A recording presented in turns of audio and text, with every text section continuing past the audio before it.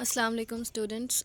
जैसे कि हमने बायो एनर्जेटिक्स का चैप्टर स्टार्ट किया हुआ है, जिसमें हमने फोटोसिंथेसिस के बारे में डिटेल से पढ़ा और फोटोसिंथेसिस की इक्वेशन के बारे में भी पढ़ा कि किस तरह से एनर्जी पुअर इनऑर्गेनिक कंपाउंड जैसे कि कार्बन डाइऑक्साइड और वाटर जो हैं वो कन्वर्ट हो जाते हैं एनर्जी रिच ऑर्गेनिक और रिड्यूस्ड कंपाउंड यानी कि ग्लूकोज में। ठीक है, तो एक साइंटिस्ट था वैन नील। 1930 में इस साइंटिस्ट ने एक हाइपोथेसिस दी। वो क्या हाइपोथेसिस थी? इस हाइपोथेसिस में उसने कहा कि जो फोटोसिंथेसिस के रिज़ल्ट में ऑक्सीजन प्रोड्यूस होती है, जो फ्री ऑक्सीजन प्रोड्यूस होती है ना, कार्बन डाइऑक्साइड, फोटोसिंथेसिस की इक्वेशन अगर हम देखें तो ग्लूकोज, ऑक्सीजन और वाटर जो हैं वो बाई प्रोडक्ट्स आती हैं फोटोसिंथेसिस के रिज़ल्ट में। ठीक है, उसने हाइपोथेसिस क्या दी? उसने ये कहा कि ये जो ऑक्सीजन प्रोड्यूस होती है वो प्रोड्यूस होती है वाटर की स्प्लिटिंग से। रिएक्टेंट्स अगर हम देखें फोटोसिंथेसिस के, कौन कौन से रिएक्टेंट्स हैं? कार्बन डाइऑक्साइड और वाटर है। ठीक है, तो ये जो ऑक्सीजन प्रोड्यूस हो रही है प्रोडक्ट्स में, ये कार्बन डाइऑक्साइड से प्रोड्यूस हो रही है या वाटर से प्रोड्यूस हो रही है? क्योंकि ऑक्सीजन तो दोनों में है, कार्बन डाइऑक्साइड में भी ऑक्सीजन है और वाटर में भी ऑक्सीजन है। तो जो ऑक्सीजन प्रोडक्ट्स में हमारे पास बाय प्रोडक्ट के तौर पे आ रही है, वो ऑक्सीजन क्या वाटर के मॉलिक्यूल की ब्रेकडाउन से आई है या कार्बन डाइऑक्साइड के मॉलिक्यूल की ब्रेकडाउन से बनी है? ठीक है, तो उसने हाइपोथेसिस दिया, उसने कहा कि ये ऑक्सीजन आती है वाटर की स्प्लिटिंग से। स्प्लिटिंग मतलब ब्रेकडाउन से, ठीक है, ना कि कार्बन डाइऑक्साइड वाली ऑक्सीजन। तो उसकी हाइपोथेसिस उसने जो बनाई ना, वो उसने बनाई थी बैक्टीरियाज। हमें पता है कि जो फोटोट्रॉफिक बैक्टीरियाज होते हैं वो अपना फूड खुद प्रिपेयर कर सकते हैं, फोटोसिंथेसिस कर सकते हैं, लेकिन उन डिफरेंस क्या होता है? हम ये बैक्टीरिया वाला जो किंगडम मोनेरा था उसमें न्यूट्रिशन बैक्टीरिया में पढ़ चुके हैं कि जो बैक्टीरियाज होते हैं फोटोसिंथेटिक बैक्टीरियाज, वो वाटर की जगह यूज़ करते हैं हाइड्रोजन सल्फाइड यानी कि H2S। ठीक है, और वो मोलिक्यूलर ऑक्सीजन रिलीज़ नहीं करते बल्कि उसकी जगह पे रिलीज़ करते हैं सल्फ़र। ठीक है, प्रोडक्ट्स में ये हम डिटेल में पढ़ चुके हैं। ठीक है, तो जब उसने फोटोसिंथेटिक बैक्टीरियाज को ऑब्ज़र्व किया, उसने देखा कि ये जो हैं वो ऑक्सीजन रिलीज़ नहीं कर रहे। ठीक है, तो फिर उसने हाइपोथेसिस बनाई कि ऑक्सीजन जो है वो वाटर की ब्रेकडाउन से आती है, ना कि कार्बन डाइऑक्साइड की ब्रेकडाउन से। क्योंकि बेशक फोटोसिंथेटिक बैक्टीरिया वाटर यूज़ नहीं करते, हाइड्रोजन सल्फाइड यूज़ करते हैं, लेकिन कार्बन डाइऑक्साइड तो यूज़ करते हैं ना, उसमें तो ऑक्सीजन होती है। तो फिर वो जो ऑक्सीजन आ रही है हमारे पास फ्री ऑक्सीजन बाय प्रोडक्ट के तौर पे, वो प्रोड्यूस क्यों नहीं करते फोटोसिंथेटिक बैक्टीरिया? इसीलिए क्योंकि उनके वो वाटर को यूज़ करते ही नहीं फोटोसिंथेसिस में, वो हाइड्रोजन सल्फाइड को यूज़ करते हैं और हाइड्रोजन सल्फाइड में ऑक्सीजन नहीं होती। ठीक है, तो अपने इस एक्सपेरिमेंट को प्रूव करने के लिए, इस हाइपोथेसिस को प्रूव करने के लिए उसने एक एक्सपेरिमेंट किया। उसने दो प्लांट्स लिए। ठीक है, एक को रखा ग्रुप 1 में और दूसरे को रखा ग्रुप 2 में।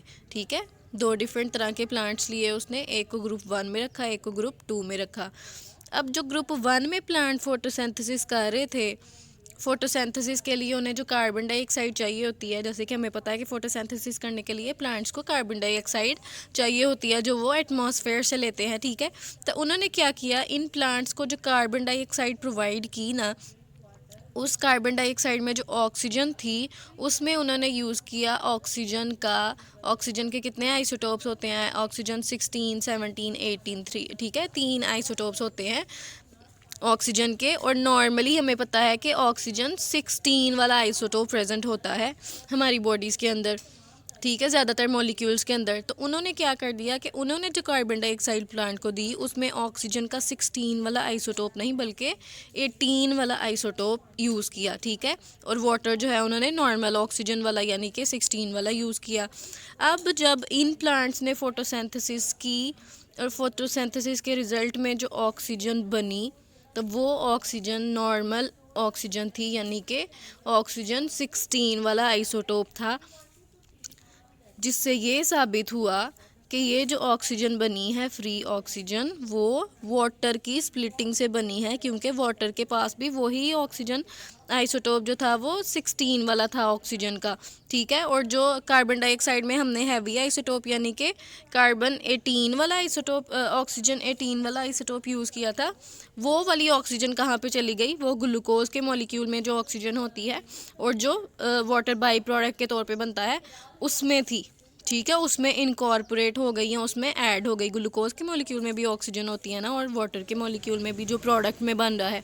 ठीक है, तो जो रिएक्टेंट वाला वाटर था उसकी स्प्लिटिंग से जो है वो ऑक्सीजन बनती है। ये बात हमें प्रूव हो गई, क्योंकि जो ऑक्सीजन हमारे पास आई उसमें नॉर्मल 16 वाला आइसोटोप था, 18 वाला नहीं था। और 18 वाला तो कार्बन डाइऑक्साइड में प्रेजेंट था। फिर जो ग्रुप 2 के प्लांट्स उसने लिए, उन्होंने वो जो फोटोसिंथेसिस कर रहे थे, फोटोसिंथेसिस में वाटर भी रिक्वायर्ड होता है, रिएक्टेंट्स में कार्बन डाइऑक्साइड और वाटर होता है ना, तो उन्होंने अब दूसरे ग्रुप को कार्बन डाइऑक्साइड तो नॉर्मल दी, नॉर्मल आइसोटोप वाली, लेकिन जो वाटर उन्होंने यूज़ किया उस वाटर में जो ऑक्सीजन थी वो थी अब ऑक्सीजन 18 वाला आइसोटोप। ठीक है, तो इन प्लांट्स ने जब फोटोसिंथेसिस की उसके रिजल्ट में जो ग्लूकोज बना और ऑक्सीजन बनी, तो वो ऑक्सीजन भी थी ऑक्सीजन 18 वाला आइसोटोप। ठीक है, जिससे ये प्रूव हुआ कि वाटर ही असल सोर्स है ऑक्सीजन का। जो ऑक्सीजन बाई प्रोडक्ट के तौर पे बनती है वो वाटर की ब्रेकडाउन से या वाटर की स्प्लिटिंग से बनती है, ना कि कार्बन डाइऑक्साइड के स्प्लिटिंग से। ठीक है, इस सिंपल से एक्सपेरिमेंट से हमें ये प्रूव हो गया कि जो ऑक्सीजन है वो वाटर से आती है। दूसरा जो हमारा आज का टॉपिक है वो है फोटोसिंथेटिक पिगमेंट्स। ठीक है, फोटोसिंथेसिस करने के लिए प्लांट्स कौन कौन से पिगमेंट्स इस्तेमाल करते हैं, जिसमें से सबसे जो इम्पोर्टेंट वाला और अहम वाला पिगमेंट है वो है क्लोरोफिल। ठीक है, क्लोरोफिल के बारे में हम सब जानते हैं कि क्लोरोफिल जो है वो क्लोरोप्लास्ट के अंदर एक पिगमेंट प्रेजेंट होता है और वो फोटोसिंथेसिस करवाता है। ठीक है, हमें पता है कि फोटोसिंथेसिस करने के लिए हमें लाइट चाहिए होती है। प्लांट्स को फोटोसिंथेसिस करने के लिए फोटोसिंथेसिस की इक्वेशन अगर हम देखें तो हमें पता है कि फोटोसिंथेसिस करने के लिए लाइट का होना बहुत ज़रूरी है। जब लाइट नहीं होती तो प्लांट्स फोटोसिंथेसिस करना बंद कर देते हैं। और हमें पता है कि हम लाइट की एनर्जी को केमिकल एनर्जी में कन्वर्ट करते हैं फोटोसिंथेसिस के ज़रिए। ठीक है, फोटोसिंथेसिस के ज़रिए हम क्या करते हैं, सूरज की रोशनी को, सूरज की लाइट को या एनर्जी को इस्तेमाल करके उसको कन्वर्ट कर देते हैं, तब्दील कर देते हैं केमिकल एनर्जी में। ठीक है, यानी कि ग्लूकोज में, ग्लूकोज एक केमिकल है ना, तो उसमें एनर्जी स्टोर हो जाती है। तो फिर जब भी हमें एनर्जी चाहिए होती है हम क्या करते हैं, ग्लूकोज को ब्रेक डाउन कर देते हैं उसकी, और उसके रिज़ल्ट में एनर्जी हासिल हो जाती है हमें। ठीक है, तो हम लाइट एनर्जी को कन्वर्ट करते हैं केमिकल एनर्जी में। अब फोटोसिंथेसिस करने के लिए इस लाइट एनर्जी का एब्जॉर्ब होना बहुत ज़रूरी है प्लांट के अंदर। ठीक है, फोटोसिंथेसिस करने के लिए हमने कहा लाइट ज़रूरी है, और ये लाइट जो है वो फोटोसिंथेसिस सिर्फ तभी करा सकेगी जब ये प्लांट के अंदर एब्जॉर्ब होगी। ठीक है, जज़ब होगी प्लांट के अंदर, तभी हम इसको इस्तेमाल कर सकते हैं। तो ये जो लाइट एनर्जी है ये एब्जॉर्ब कैसे होती है प्लांट के अंदर, प्लांट के अंदर कुछ पिगमेंट्स होते हैं। ठीक है, जैसे कि क्लोरोफिल वगैरह। क्लोरोफिल तो सबसे वेल नोन पिगमेंट है जिसके बारे में हम जानते हैं। तो क्लोरोफिल के अलावा और भी बहुत सारे पिगमेंट्स होते हैं प्लांट्स के पास। ठीक है, तो ये सारे पिगमेंट जो हैं इनका मकसद क्या है, ये किस तरह फोटोसिंथेसिस करवाते हैं कि ये लाइट को एब्जॉर्ब करते हैं। ठीक है, लाइट को जज़ब करते हैं ये पिगमेंट्स, तभी फोटोसिंथेसिस हो पाती है। अब ये जो लाइट है, लाइट हमें पता है कि जो सनलाइट होती है उसके 7 कंपोनेंट्स होते हैं, 7 रंगों की लाइट होती है जिससे मिल के सनलाइट बनती है। ठीक है, हमें पता है violet, indigo, blue, green, yellow, orange, red, 7 colour की लाइट्स, 7 कलर्स होते हैं लाइट के अंदर। तभी तो जब रेनबो बनती है तो हमें 7 डिफरेंट कलर्स दिखाई देते हैं, क्योंकि लाइट जो है वो अपने सारे कलर्स में डिवाइड हो जाती है। ठीक है, अब होता क्या है, हर कलर की ये जो 7 कलर्स प्रेजेंट हैं लाइट के अंदर, इन सब की वेवलेंथ डिफरेंट होती है। वेवलेंथ के बारे में हम फिज़िक्स में पढ़ चुके हैं। इन सब की वेवलेंथ क्या होती है, डिफरेंट। वायलेट की डिफरेंट होती है, इंडिगो की, ब्लू की, ग्रीन की, येलो की, ऑरेंज की, रेड की, सब की वेवलेंथ क्या है, डिफरेंट है। ठीक है, ऑलमोस्ट लाइट की जो ओवरऑल अगर हम लाइट की वेवलेंथ देखें ना तो 380 से 750 नैनोमीटर तक वेवलेंथ बनती है। जिसे हम देखें वॉयलेट की 380 टू 420 नैनोमीटर तक है, इंडिगो की 420 टू 450 नैनोमीटर तक है, और लास्ट वाली रेड अगर हम देखें तो 630 टू 750 नैनोमीटर तक है। तो अगर आप देखें स्टार्ट कहाँ से हुई थी, वॉयलेट की स्टार्ट कहाँ से हुई थी 380 से, और रेड की ख़त्म कहाँ पे हुई है 750 तक। तो टोटल जो वेवलेंथ्स हैं लाइट के पास, लाइट के सारे कलर्स की, वो 380 से 750 नैनोमीटर तक होती हैं, ठीक है। अब क्या होता है कि हमने कहा डिफरेंट तरह के पिगमेंट्स प्रेजेंट हैं प्लांट के अंदर। अब हर पिगमेंट जो है वो इन सारी लाइट्स को एब्जॉर्ब नहीं कर सकता। एक पिगमेंट जो है वो एक या दो लाइट्स को एब्जॉर्ब कर सकता है, फिर दूसरा पिगमेंट जो है वो दूसरी लाइट्स को एब्जॉर्ब कर सकता है। मतलब बात करने का मकसद ये है कि एक पिगमेंट यानी कि क्लोरोफिल अगर हम ले लेते हैं तो क्लोरोफिल जो है वो इन सातों के सातों कलर्स को 7 डिफरेंट वेवलेंथ्स को अकेला एब्जॉर्ब नहीं कर सकता, ठीक है। जैसे हम देखें पिगमेंट्स हमारे पास दो तरह के आ जाते हैं, एक होती है क्लोरोफिल, ठीक है, क्लोरोफिल जिसके बारे में हम जानते हैं, और दूसरे हैं कैरोटीनॉइड्स। क्लोरोफिल में A B C D types आ जाती हैं, ठीक है। क्लोरोफिल भी एक टाइप का नहीं है, बहुत ज़्यादा टाइप्स का है। A B C D types जो हैं वो प्लांट और एल्गी में प्रेजेंट होती हैं। और इसके अलावा जो टाइप्स है ना क्लोरोफिल की वो प्रेजेंट होती हैं बैक्टीरिया के अंदर। बैक्टीरिया भी फोटोसिंथेसिस करते हैं ना, तो बैक्टीरिया के अंदर जो है वो और डिफरेंट टाइप्स की क्लोरोफिल प्रेजेंट होते हैं। इसलिए जो बैक्टीरिया के पास क्लोरोफिल होता है उसको हम बोलते हैं बैक्टीरियो क्लोरोफिल, ठीक है। A B C D types हैं प्लांट और एल्गी के अंदर, और बाकी जो टाइप्स हैं वो प्रेजेंट है बैक्टीरिया के अंदर। अब क्लोरोफिल कौन कौन सी लाइट्स को एब्जॉर्ब करता है? क्लोरोफिल एब्जॉर्ब करता है वायलेट, ब्लू और ऑरेंज रेड लाइट्स को या वेवलेंथ्स को, ठीक है। क्लोरोफिल कौन कौन सी वेवलेंथ्स को एब्जॉर्ब कर रहा है? वायलेट, ब्लू, ऑरेंज, रेड, ठीक है। और कौन सी बाकी लाइट्स बची, कलर्स बचे जिनको ये एब्जॉर्ब नहीं कर सकता? Green, yellow, Indigo. Green, yellow और इंडिगो कलर्स को या वेवलेंथ्स को ये एब्जॉर्ब नहीं कर सकता, उनको ट्रांसमिट कर देता है या रिफ्लेक्ट कर देता है, ठीक है।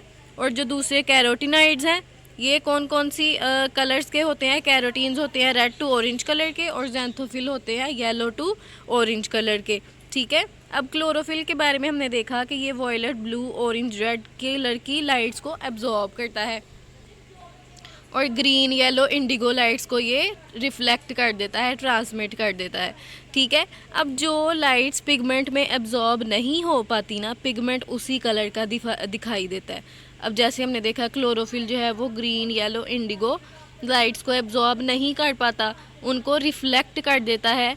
तो क्लोरोफिल किस कलर का होता है? ग्रीन कलर का होता है ना, इसीलिए क्योंकि वो ग्रीन कलर की लाइट को एब्जॉर्ब नहीं कर पाता। जो लाइट्स एब्जॉर्ब हो जाती हैं वो तो जज़ब हो जाती हैं ना पिगमेंट के अंदर, और जो रिफ्लेक्ट हो जाती हैं तो पिगमेंट उसी कलर का दिखाई देता है।